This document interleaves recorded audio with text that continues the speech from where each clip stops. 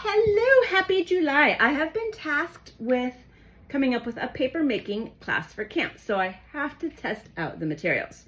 What you're gonna want is some shredded paper. This was from junk mail, old scratch notepads, whatever. Whatever you're not going to use, it's already been used 5 times, shred it and use it again. You are going to want a craft blender. Fill it blender with the paper shreds, and then fill it with as much water. Blend it up until you get this nice pulp thing, and put it in your water bath. This is a shallow tub of water, and it now has all that paper pulp mix in it. Say that 5 times fast. Paper pulp mix, paper pulp mix, paper pulp mix, paper pulp mix. Precisely. Try again. Well done. All right. I'm gonna try again. Not right now. You're gonna want a frame. This is an embroidery hoop. Use a simple picture frame if you want, and mesh netting, screen materials, window screen material. This is just nylon mesh. That is my cat. She's new to the family. I am new to crafting with a cat around. She's very curious. All right. She's cute. Typically, what you do then is take your screen,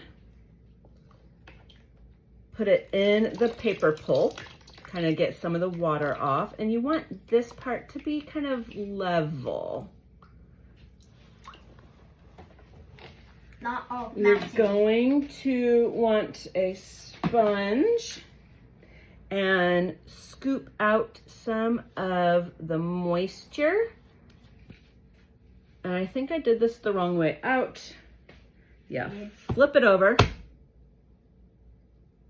Yeah, I did. You got paper. And well, once it dries, you have paper. It didn't come out. I did not do that very gracefully. That's how I'm used to making paper.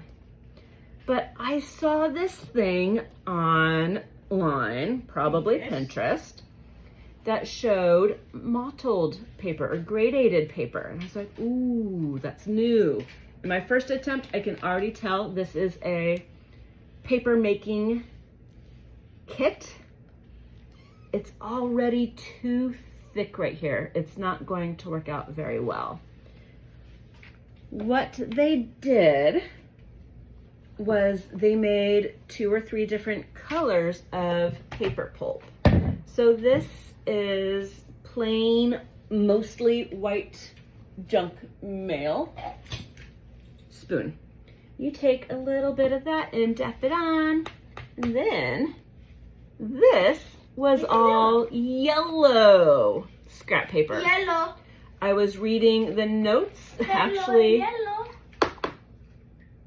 Some of these were from my old seminary classes. My first job as a nursery coordinator, I had notes in there, shred it all up. Even going back and reading some of them, I was like, what is this? I don't need this information. So the first one I did was too thick. I want to make sure that this one's a little thinner. I'm putting it in very light layers. Yes. And I don't know if you can see that very well. Kind of spreading it out. I don't want it too thick. More yellow in there. Boop-a-doop-a-doo. That one might have been too thick. I'm doing this over. You can see some of it's kind of drippy and messy. And then what they did kind of surprised me. I've never done it this way before. Fill in all my little holes there. They took their screen, then they put it in the water this way to kind of get it. Here, I'll show you what I'm doing over here. So it's in, you just kind of mush it around, get it all smooth and even, and pull it back out. Now, the joy of these paper making frames is it's kind of easy at this point. You open it up, and then you flip it onto your toweled surface. And you can use your sponge to press the water out that way. And once you get most of the water out, this lifts right up and you have a frame of two colored paper. That's clean. First time I've ever done that. Camp, we're going to be sticking some Bible references to it. And so one of the things that came to mind for me was in Revelation, when God is talking about making all things new. He makes everything new. He makes our hearts new.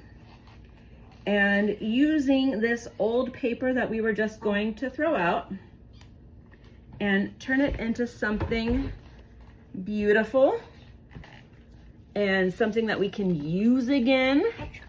Make a card out of this, make crafts out of, tags out of this. You can still make crafts. Yes, craft tags. We're gonna be putting all of the paper that we make at camp into a book. And it's just so fun. It's so magical to me. So there you go.